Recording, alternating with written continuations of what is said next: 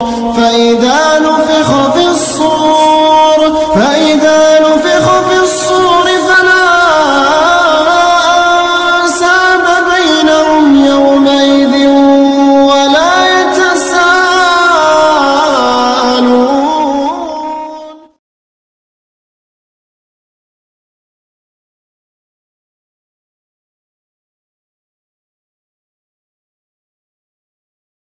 السلام علیکم ورحمۃ اللہ وبرکاتہ. کیسے ہیں آپ سب؟ خیریت سے ہیں؟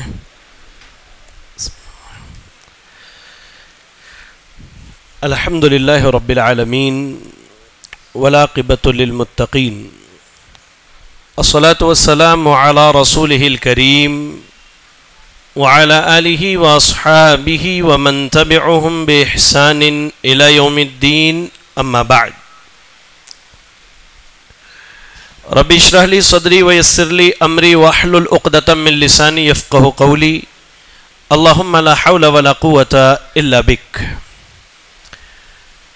آپ سبھی کا استقبال ہے ہمارے آج کے اس تراویح کے خلاصے کے درس میں.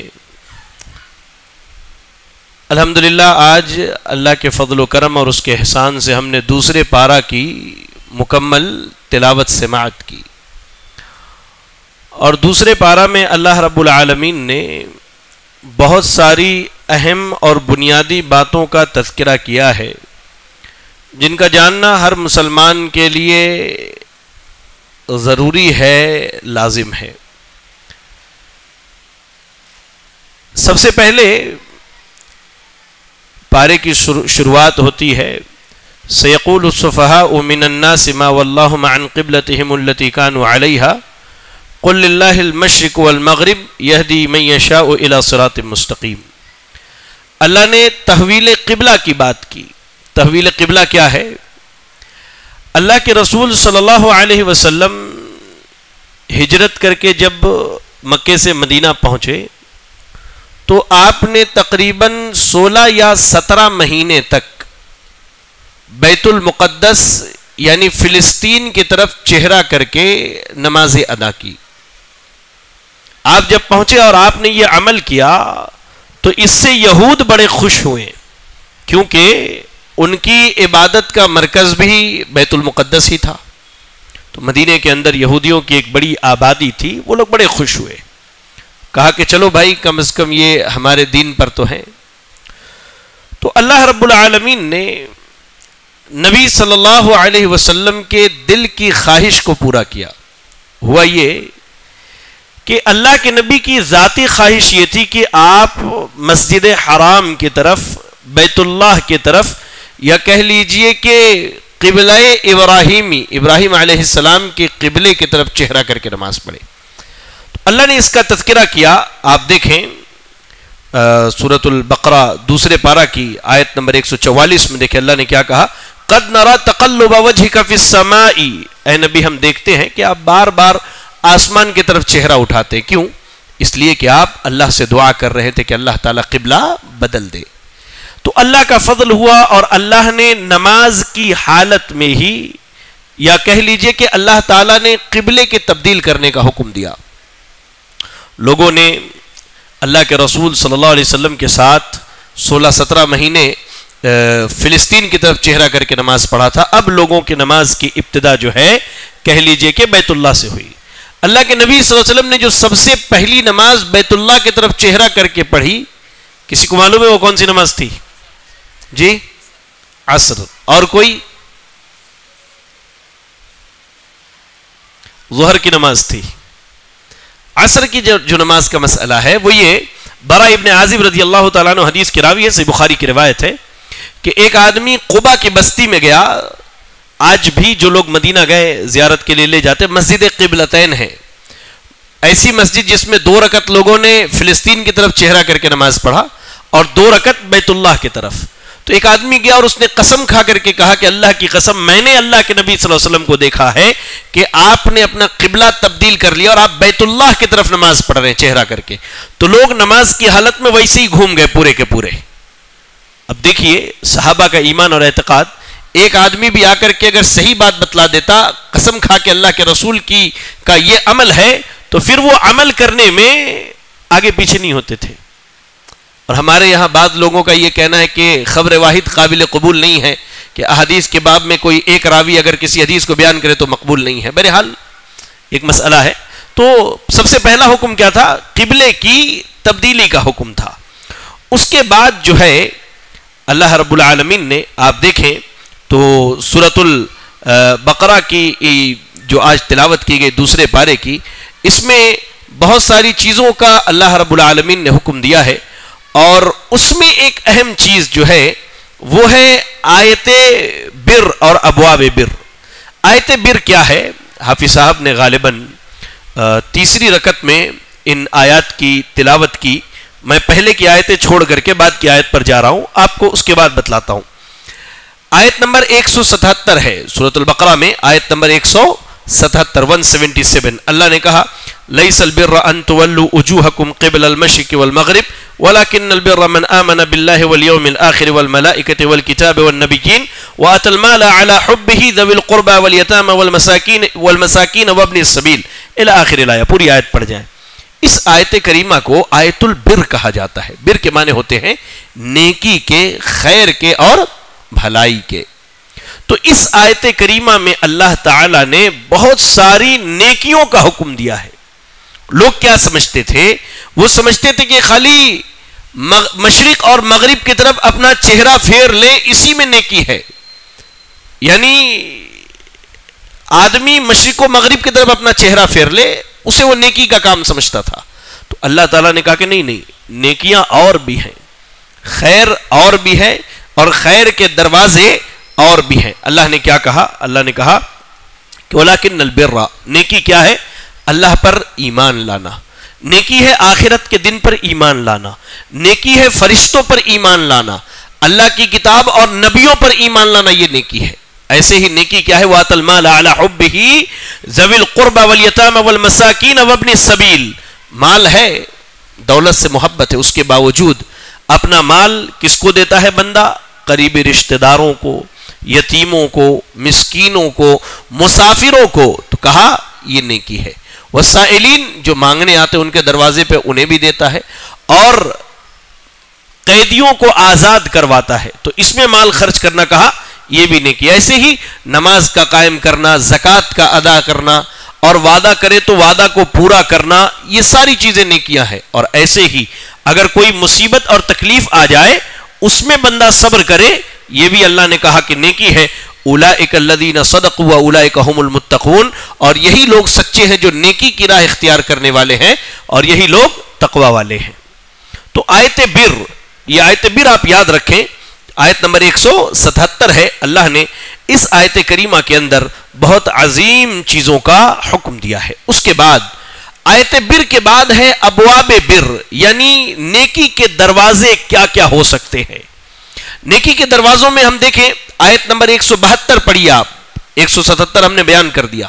آیت نمبر 172 میں اللہ نے کہا یا ایھا الذین آمنوا کلوا من طیبات ما رزقناکم واشکروا للہ ان کنتم ایاہ تعبدون. اللہ نے کہا اے ایمان والوں، اللہ کے دیے گئے پاکیزہ رزق کو کھاؤ. تو حلال کمانا، حلال کھانا یہ نیکی ہے، اور نیکی کا بہت بڑا دروازہ ہے.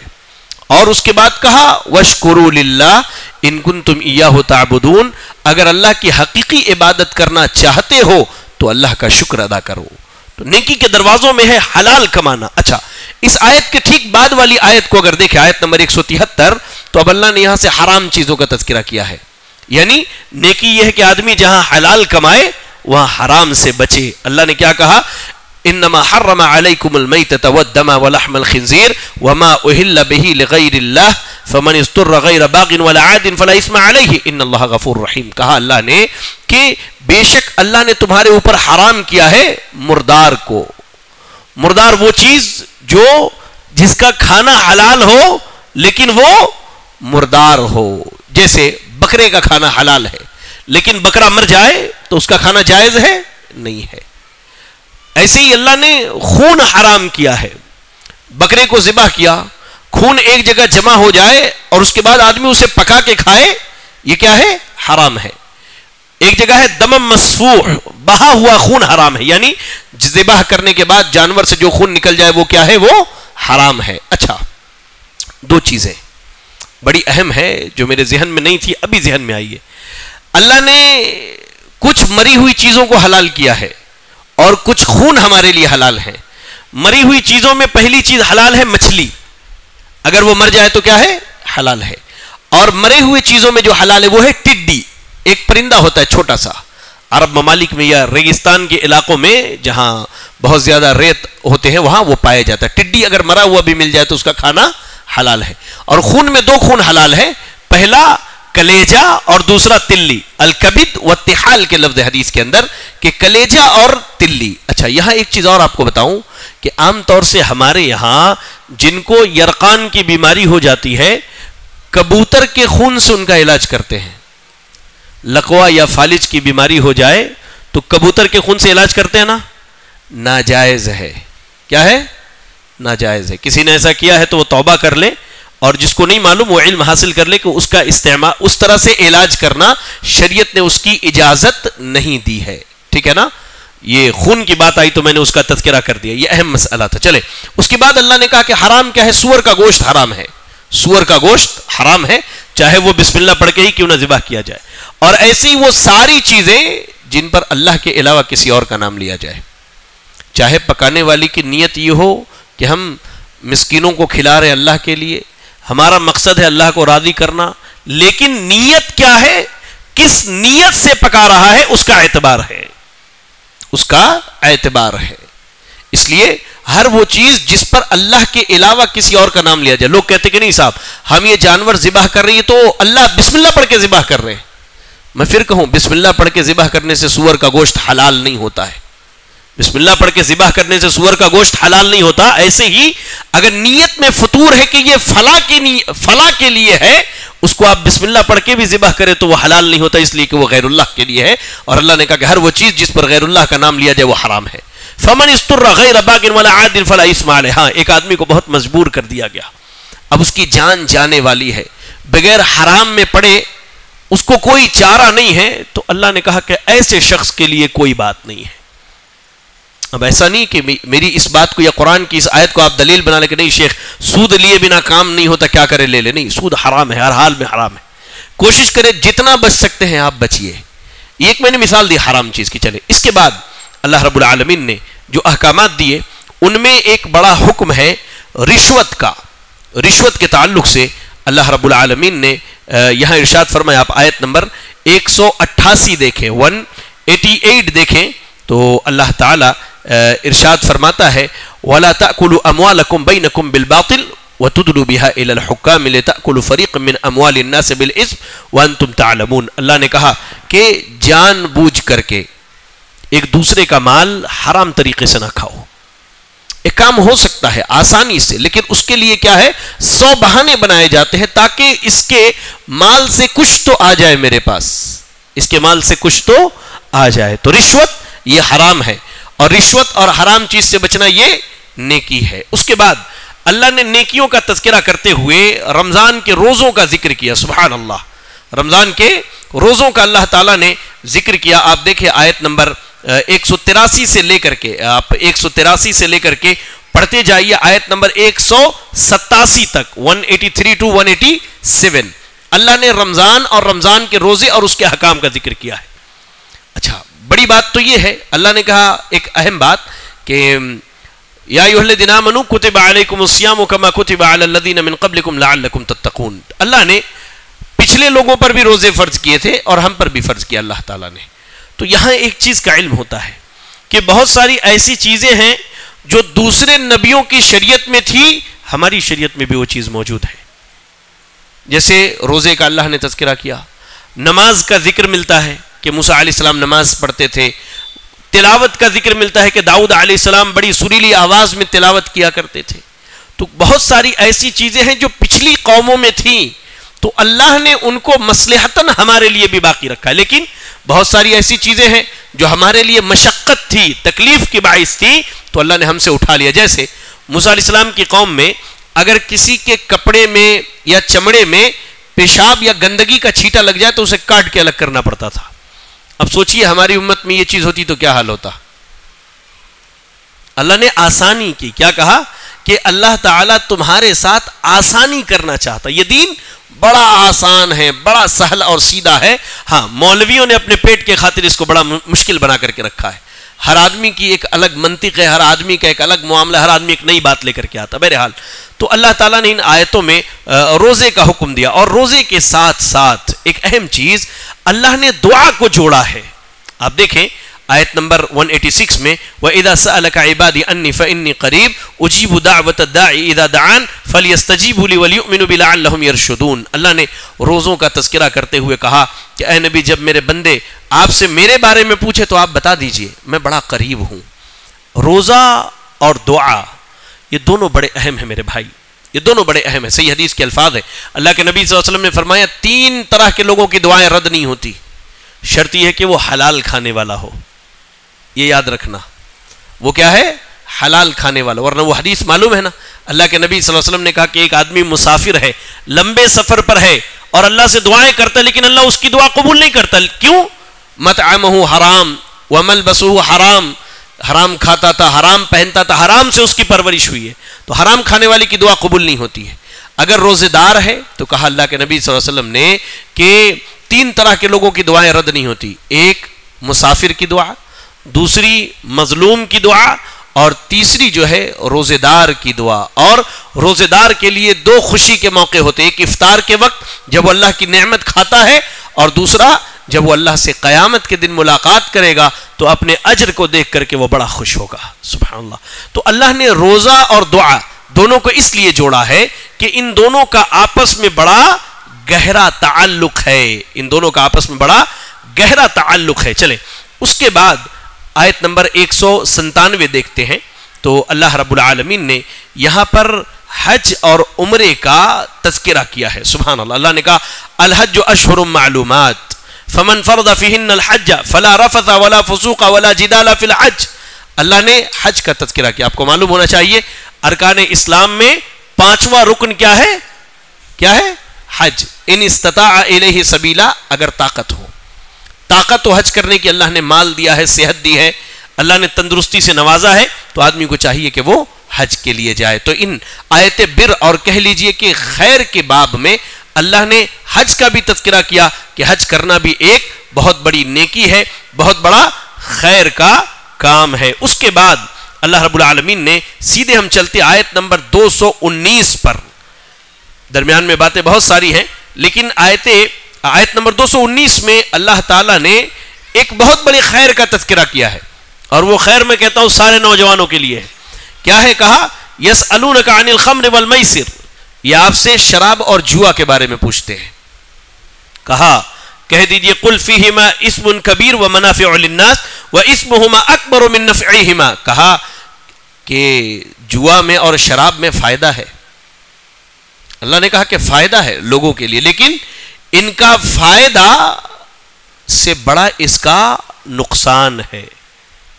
فائدہ ہے وقتی طور پر, آدمی کہتے, نوجوان کہتے ہیں ہمارے کہ شیخ فلاں شراب پیے تو طاقت ہوتی ہے اور فلاں سے یہ چیز بڑھتی, فائدہ وقتی طور پر. لیکن سب سے بڑا نقصان کیا ہے کہ کہہ لیجئے کہ شراب جو ہے ساری برائیوں کی جڑ ہے. شراب کو ام الخبائث کہا گیا ہے. روایتوں میں آتا ہے کہ ایک شخص کے سامنے 3 چیزیں پیش کی گئی. کہا کہ یا تو شراب پیو, یا پھر زنا کرو, یا پھر کسی کا قتل کرو. اس نے سمجھا کہ زنا بھی بہت بڑا گناہ ہے اور قتل بھی بہت بڑا گناہ ہے, شراب پی لیتا ہوں. شراب پیا, اس کے بعد اس نے بدکاری بھی کی اور اس کے بعد اس کو قتل بھی کیا. اسی لیے شراب کو سب سے بڑا جو ہے کہہ لیجئے کہ گناہ قرار دیا گیا ہے, تمام برائیوں اور تمام گناہوں کی جڑ. اور شراب کے حرام ہونے کی وجہ کیا ہے؟ نشہ جو ہے اصل وجہ ہے. اور اللہ کے نبی صلی اللہ علیہ وسلم ارشاد فرماتے ما اسکر کثیرہ فقلیلہ حرام, جس کا بہت زیادہ استعمال سے نشہ ہو تو اس کا تھوڑا بھی استعمال کرنا حرام ہے. اب اس میں ساری نشے کی چیزیں آتی ہیں میرے بھائی, چاہے وہ زردے والا پان ہو, یا گٹکا ہو, یا سگریٹ ہو, یا جتنی چیزیں اس میں داخل ہیں, یہ سب کے سب کیا ہے؟ نشے میں ہے اور حرام ہے. ایک صاحب نے کہا کہ شیخ ہم گٹکا کھاتے نشہ نہیں ہوتا. میں کہا جو نہیں کھاتا اس کو کھلا دو بھائی, دیکھو وہ زمین پر پڑ جاتا ہے تھوڑی دیر کے اندر. تو یہ نشے کی چیزیں ہیں, اس سے پرہیز کرنا ہے. کہا فائدہ ہے لیکن اس کا نقصان بہت بڑا ہے. اور جو کاروباری ہیں, جو بیچتے ہیں, کاروبار کرتے ہیں, ان کو میں نصیحتاً کہتا ہوں آپ اپنے لیے حلال چیزوں کا کاروبار کریں, ان چیزوں کو چھوڑ دیں, انشاءاللہ اللہ آپ کو اس سے بہتر رزق عطا کرے گا. ہم ڈرتے ہیں, اصل کیا ہے ہمارا توکل اللہ پر مضبوط نہیں, ہم ڈرتے ہیں پتہ نہیں یہ نہیں بیچوں گا تو کسٹمرز آئیں گے کہ نہیں. آپ کو معلوم سعودی عرب میں القصیم ایک ایسا شہر ہے جس کے بارے میں مشہور ہے کہ وہاں سگریٹ تک بیچنے کی ممانعت ہے, لوگ نہیں بیچتے اپنی دکانوں پر. ایسا شہر ہے. کیا وہاں کے لوگ نہیں کھاتے؟ اللہ انہیں رزق نہیں دیتا یا اللہ تعالیٰ انہیں نہیں کھلاتا؟ اللہ سب کرتا ہے. شرط یہ کہ توکل اور ایمان مضبوط ہونا چاہیے. اس کے بعد کہا جوا حرام ہے, یعنی جوا کھیلنا. اور آج کل تو سبحان اللہ کہہ لیجئے کہ 1-1.5 مہینے کا پیکج چل رہا ہے IPL کا, اس میں بچے ہمارے بیٹنگ کرتے ہیں, سبحان اللہ پیسے لگا رہے ہیں, حرام. یا رب, اللہ کے نبی صلی اللہ علیہ وسلم نے کعب ابن اجرہ رضی اللہ تعالی عنہ کو کہا کہ اے کعب ابن اجرہ, جسم کے گوشت کا ایک ٹکڑا بھی اگر حرام مال سے پرورش پائے تو اس کے لیے جہنم کی آگ سب سے بہتر ہے. آج تو ہم اپنا پورا گھر جو ہے جوا کھیل کر کے اور حرام مال سے چلا رہے ہیں. اس کے بعد اللہ رب العالمین نے آیت نمبر 221 میں بڑی بہترین نصیحت کی اور کہا, اللہ رب العالمین نے تمام اہل ایمان کی مردوں اور عورتوں کو اور خصوصاً نوجوانوں کو کہ مشرکہ اور کافرہ عورت سے نکاح نہ کرو یہاں تک کہ وہ ایمان لے آئے. اور ایسے ہی کوئی مومنہ بہن ہماری, کوئی مسلم بہن کسی مشرک یا کافر مرد سے نکاح نہ کرے یہاں تک کہ وہ ایمان لے آئے. اور ایمان لانا صرف نکاح کے لیے نہیں ہونا چاہیے, ایمان اللہ کے لیے لائے, نکاح کو سیکنڈری میں رکھے. پرائمری کیا ہونا چاہیے؟ اللہ رب العالمین پر ایمان ہونا چاہیے. ایسا نہیں کہ شادی کرنے کے لیے ایمان لانا, نہیں, ایمان لائے اس کے بعد نکاح کرے. ایمان لانے کی وجہ اللہ کی ذات پر یقین, نبی کی رسالت کا اقرار ہونا چاہیے, نہ کہ شادی ہونی چاہیے. ٹھیک ہے, بات سمجھ میں آئی؟ تو اللہ تعالیٰ نے یہاں کہہ لیجئے کہ نسل انسانی کی حفاظت کے لیے اور اہل ایمان کے مردوں اور خواتین کو یہ بتلانے کے لیے کہ وہ چاہے جتنے بھی خوبصورت ہوں, وہ جتنے بھی مالدار ہوں, وہ جیسے بھی ہوں, جب تک وہ ایمان والے نہیں ہوتے, کہہ لیجئے کہ ان کے بالمقابل ایک غلام سے شادی کرنا یا ایک لونڈی اور خادمہ سے شادی کرنا یہ ایمان والوں کے لیے زیادہ بہتر اور مناسب ہے.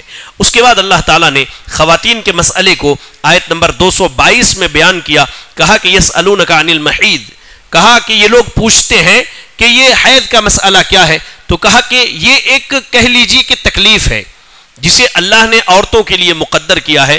مہینے کے کچھ ایام میں ان کے جسم سے ایک خون بہتا ہے, تو اللہ نے کہا فاعتدلوا النساء فی المحیض, تو حیض کی حالت میں عورتوں سے الگ ہو جاؤ. ولا تقربوهن حتى يطهرن, اور ان کے قریب نہ جاؤ یہاں تک کہ وہ پاک ہو جائیں, یہاں تک کہ وہ پاک ہو جائیں. اس کے بعد سب سے اہم مسئلہ جو آج کی تراویح میں آپ کو بتلانا چاہتا ہوں وہ مسئلہ ہے طلاق کا مسئلہ, جو ہمارے سماج میں کہہ لیجئے کہ بہت زیادہ لڑائی جھگڑے کا معمول جس کی وجہ سے بنا ہوا ہے. لوگ, کوئی کہتا ہے کہ بھائی ایک مجلس کی 3 طلاق تینوں ہو جاتی ہے, کوئی کہتا ہے کہ نہیں ہوتی ہے. قرآن سے مسئلہ حل کیجیے. اللہ نے قرآن میں ایک اصول بیان کیا ہے کہ بھائی جب اختلاف ہو جائے تو گھبرانے کا نہیں ہے. اختلاف ہونا یہ کوئی غلط بات نہیں ہے. 10 لوگ ہوں گے, 10 رائے ہو سکتی ہے. ان تمام آراء اور رائےوں کو قرآن پر پیش کیجیے, حدیث پر پیش کیجیے, مل جائے تو قبول کر لیجیے. آئیے, اللہ نے کہا طلاق مرتان, طلاق کیا ہے؟ 2 مرتبہ میں واقع ہوتا ہے. اس کے بعد کہا فَإِمْسَاكُمْ بِمَعْرُوفٍ أَوْ تَصْرِيحٌ بِإِحْسَانٍ, چاہو تو بھلائی کے ساتھ رکھ لو یا پھر بھلائی کے ساتھ اسے چھوڑ دو. طلاق کا شرعی طریقہ کیا ہے؟ اگر کوئی مرد طلاق دینا چاہے تو کیسے دے؟ ہمارے یہاں کیا ہے, وہ ہمارا سر ٹین کی طرح باریک ہوتا ہے, پتلا ہوتا ہے. ہماری زبان میں کہتے ہیں پتلا ٹینا ہے یہ, فوراً گرم, اور اس کے بعد جاؤ میں تمہیں چھوڑ دیا, اپنے گھر چلی جاؤ, اور طلاق طلاق طلاق, ایک بار میں 100 گولیاں طلاق کی چلا دیا بندے نے. اب وہ بندی بیچاری کیا کرے, اس کے گھر والے پریشان حال ہے. لوگوں نے طلاق کے مسئلے کو اتنا الجھا دیا ہے کہ ایک عام آدمی بیچارہ ڈرتا ہے اس مسئلے پر, اور اس کے بعد وہ ناجائز راستے, حرام طریقے تلاش کرتا ہے میرے بھائی, جبکہ قرآن بہت آسان راستہ بتاتا ہے. الطلاق مرتان فامساکم بمعروف او تسریح باحسان, طلاق 2 مرتبے میں ہے, یا تو اچھے سے رکھو یا اچھے سے چھوڑ دو. 2 مرتبے میں کیسے ہے؟ طلاق دینے کا صحیح طریقہ یہ ہے کہ آدمی پہلے بیوی کے ساتھ زندگی گزارے. اگر نہیں بنتا ہے تو جو شرعی طریقہ ہے اس کو اختیار کرے. کیا ہے شرعی طریقہ؟ پہلے سمجھائے, اس کے بعد نہ مانے تو اس کا بستر الگ کر دے. چلو بھائی تم اپنی راہ میں اپنی راہ, لیکن اسی گھر کے اندر. ہمارے یہاں کیا ہاتھ پکڑ کے دروازے کے باہر چھوڑ دیتے, چلو جاؤ ابا کے گھر چلی جاؤ, اماں کے گھر جاؤ, وہاں زندگی گزارو. نہیں, یہ نہیں ہونا چاہیے. اسی گھر میں بستر الگ کرے. نہ مانے تو اس کے میکے سے 2 لوگوں کو بلا لے اور اپنے یہاں سے 2 لوگوں کو بٹھائے اور بیٹھ کر کے معاملہ حل کرے. تب بھی نہیں معاملہ بنتا ہے, اب طلاق کی صورت آتی ہے. وہ بھی کیسے دے کہ بیوی حالت حیض سے پاک ہوئی ہو اور اس پاکی کے بعد مرد نے بیوی سے ہم بستری نہ کی ہو. یہ شرط ہے. آپ نے کہا کہ تمہیں طلاق ہے, خلاص ایک طلاق پڑ گئی. اب اس کے بعد 3 مہینے عدت کے ہیں. کتنے مہینے؟ یاد رکھنا 3 مہینے. کتنے مہینے؟ 3 مہینے. اگر بیوی پریگننٹ نہیں ہے تو, اگر پریگننٹ ہے تو اس صورت میں حمل سے ہے تو اس کی عدت وضع حمل ہے جب تک بچے کی ولادت نہ ہو جائے. یہ یاد رکھنا, ورنہ 3 مہینے. اب اس 3 مہینے میں آپ نے 2 گواہوں کی موجودگی میں اگر بیوی کو لوٹا لیا کہ نہیں بھائی مجھ سے غلطی ہو گئی, میں اپنا طلاق واپس لیتا ہوں, تمہیں لوٹاتا ہوں, تو آپ کی بیوی آپ کی ہو گئی. لیکن وہ ایک طلاق آپ نے دیا وہ باقی رہے گا ہمیشہ, یہ یاد رکھیں. لیکن اس 3 مہینے میں آپ نے نہیں لوٹایا تو 3 مہینے کے بعد بیوی اب اپنے میکے چلی جائے گی. دوبارہ لانا ہے تو نیا نکاح کیجئے, نیا مہر دے کر کے لائیے. ٹھیک ہے, یہ پہلی طلاق کا. چلے ایک طلاق آپ نے دے دیا, 3 مہینے میں لوٹا لیا. چلے دوسری مرتبہ پھر آپ نے کوئی مسئلہ ہوا, لڑائی جھگڑا ہوا, آپ نے کہا کہ طلاق. اب پھر اس کے پاس 3 مہینے ٹائم ہے.